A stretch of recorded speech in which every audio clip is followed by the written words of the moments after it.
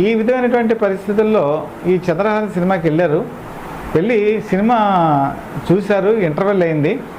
Interval అయిన తర్వాత చక్రపాణి బయటికి వెళ్ళారు. ఇంటర్వెల్లో ఈ కాఫీలు అది టీలు తాగడానికి వెళ్తే అక్కడ జనాలు మాట్లాడుకుంటున్నారు. ఏమనంటే ఈ సినిమా ఏం బాగుంది, ఇంతలో కథానాయకుడు అంటే ఎన్టీ రామారావు ఎప్పుడు నిద్రపోతూ ఉండే సీన్లు ఎక్కువ ఉంటాయి.